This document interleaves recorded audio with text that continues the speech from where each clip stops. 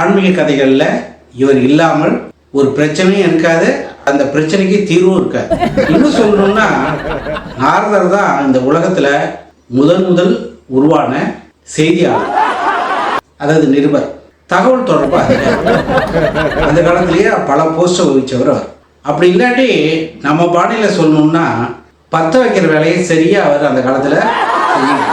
ஆனால் அந்த பற்ற வைக்கிற வேலையில் அவர் செஞ்ச காரியங்கள் நல்லதில் முடிஞ்சிருக்கு. அவர் ஒரு சமயம் அவமானப்பட்ட கதை தான் இது.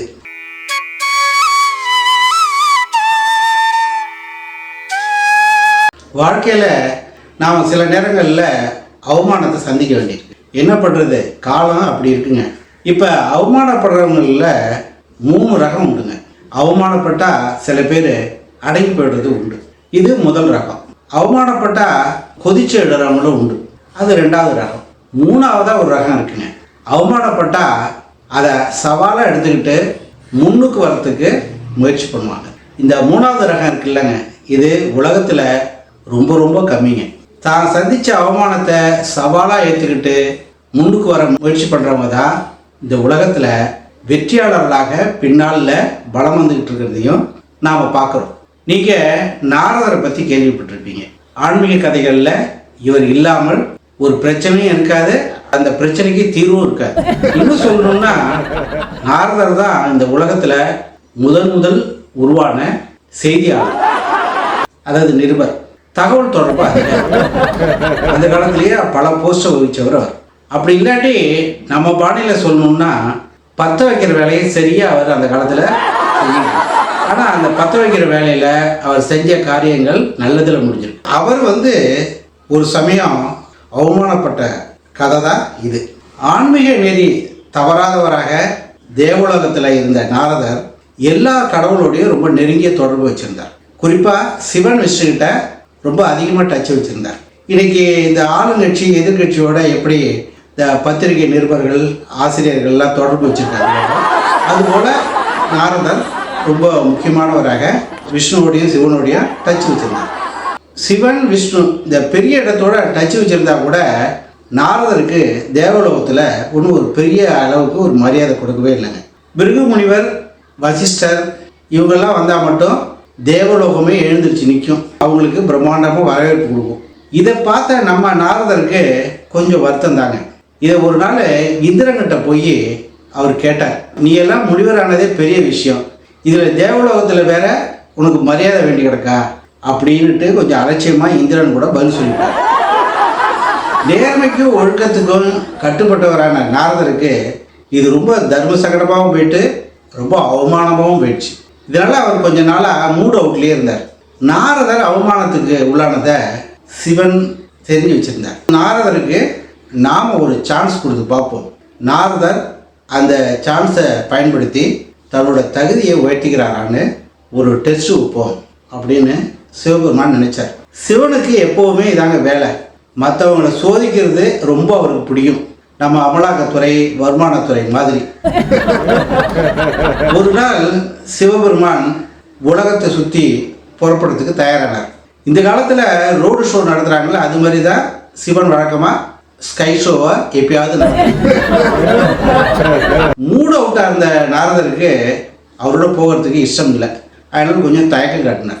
சிவபெருமான் ரொம்ப கம்பல் பண்ணி நாரதரை என்னோட இந்த ஒரு தரம் மட்டும் வா அப்படின்ட்டு ரொம்ப அவரை கன்வின்ஸ் பண்ணி தன்னோட ஸ்கை ஷோவுக்கு அழைச்சிட்டு போகிறார். சரின்னு நாரதனும் புறப்பட்டார். போகிற வழியில் நம்மளை இந்திரன் உதாசீனப்படுத்திட்டானே, அவமானப்படுத்திட்டானே, அதை சிவபெருமான்கிட்ட போட்டு கொடுத்தா என்ன அப்படின்னு நினைச்சாரு நாரதர்.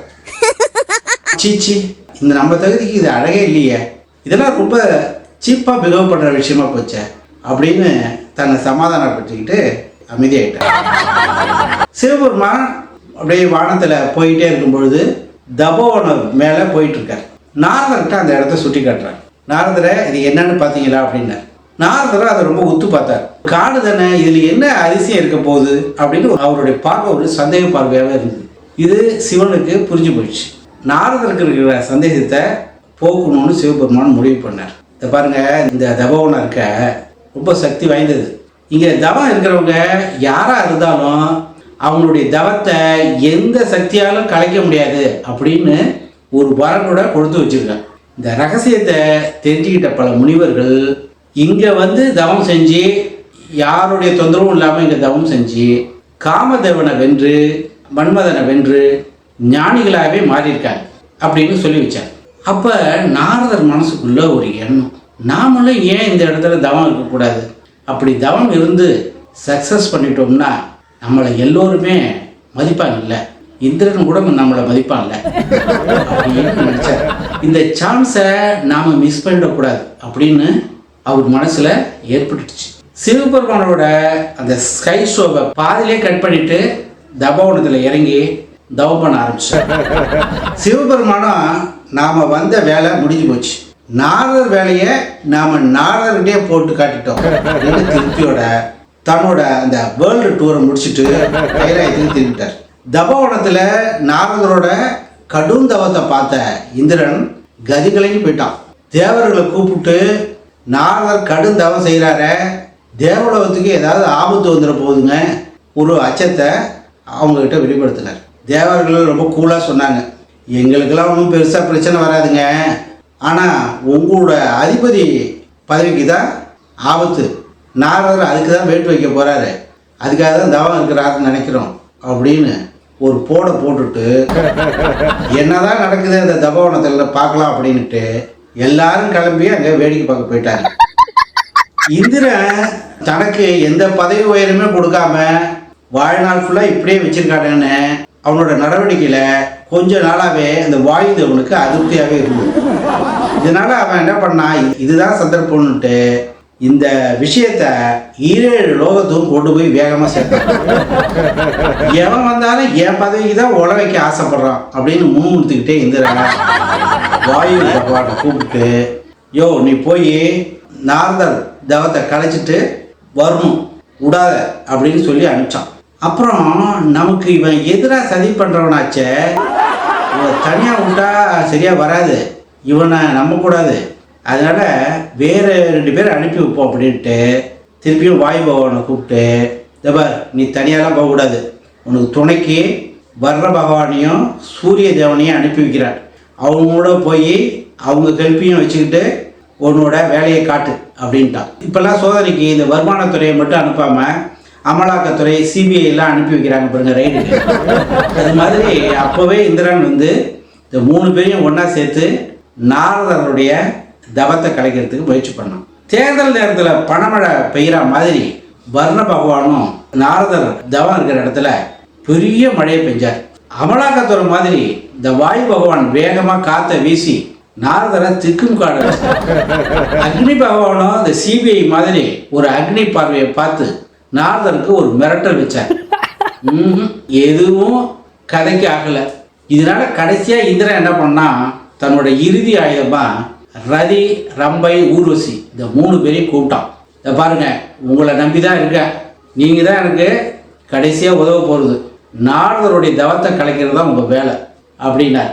இப்போல்லாம் இந்த வீடியோ எடுத்து மிரட்டுறாங்கல்ல, அந்த மாதிரி ஒரு ஆப்ஷன் அவர் கடைசியாக வச்சுருக்கார். அதுவும் வேலைக்கு ஆகலை. இந்திரலோகமே வெறிச்சோடி போயிடுச்சு. காரணம் 33 கோடி தேவர்களும் வாயு அக்னி வருண பகவானும் ரதி ரம்பை ஊர்வசியும் எல்லாருமே தபோவனத்தில் கூடி நாரதர் தவத்தை அப்படியே நேரலையில் ரசிச்சுட்டு இருந்தாங்க. நாம் இப்போ நாடாளுமன்றம் சட்டமன்ற நிகழ்ச்சியெல்லாம் பார்த்து ரசிக்கிறோம்ல, அது மாதிரி அவங்க நேரலையில் ரசித்தாங்க. தனியாக தேவலோகத்தில் இருந்த இந்திரனுக்கு எந்த தகவலுமே கிடைக்காம போயிடுச்சு. இதனால் வேறு வழி இல்லாமல் அவனும் என்ன பண்ணிட்டான், தபோவனத்துக்கு ஓடி வந்துட்டான். இந்திரனை பார்த்த மன்மதன் அவன் காலில் சாஷ்டாங்கமாக கீழே விழுந்து, மன்னிச்சுங்கய்யா, நான் எவ்வளவோ அம்புகள்லாம் போட்டு பார்த்தேன், ஒன்றும் பலனே அளிக்கல, நம்ம நாரதரோட தவத்தை என்னால் கலைக்க முடியல அப்படின்னு சொல்லிட்டு அழுதான். இது தவக்கோலத்தில் இருந்த நாரதர் காதில் விழுந்துச்சு. நாம் ஜெயிச்சிட்டோம், இனிமேல் நமக்கு தவத்தை கலைச்சிட்டு கண்ணு முடிக்கலாம் அப்படின்னுட்டு கண்ணை திறந்து பார்த்தார்.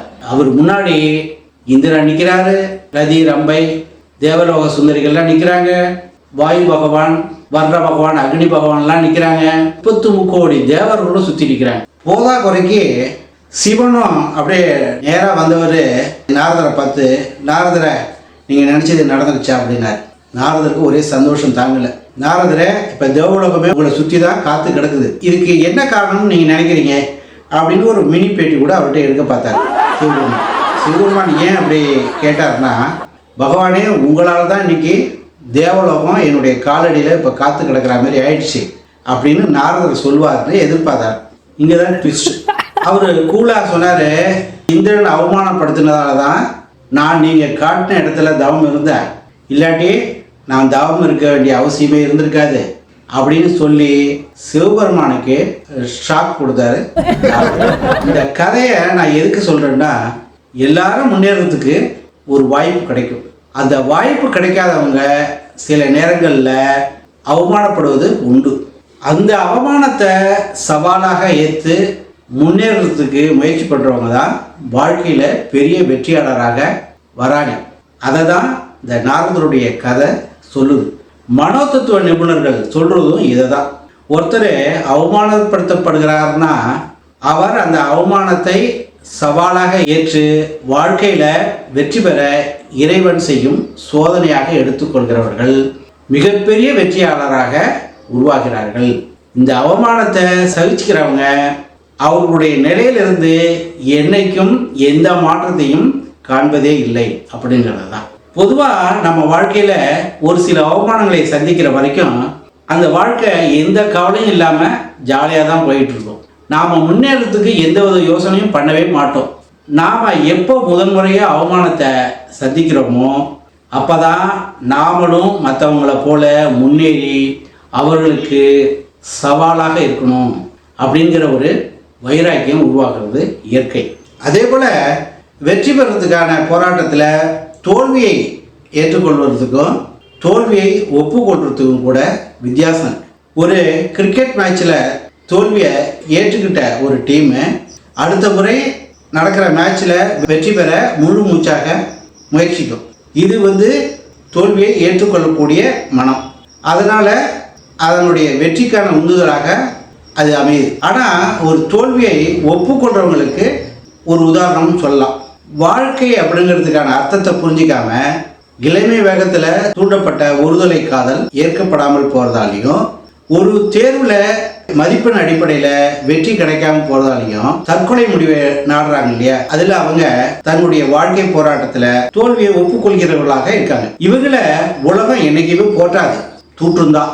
வேணா ஒரு பரிதாப உணர்வை வேணும்னா அவங்களுக்கு காட்டும். இதன் மூலம் என்ன நம்ம தெரிஞ்சுக்கலாம்னா, அவமானங்கள் வாழ்க்கையில் நமக்கு ஏற்படக்கூடிய வாய்ப்புகள் உண்டு.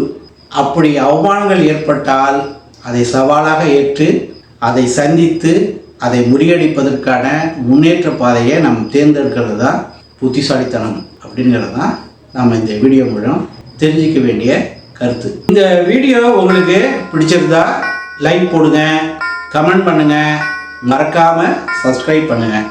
வாங்க நாம் அடுத்து ஒரு வீடியோவில் சந்திக்கலாம்.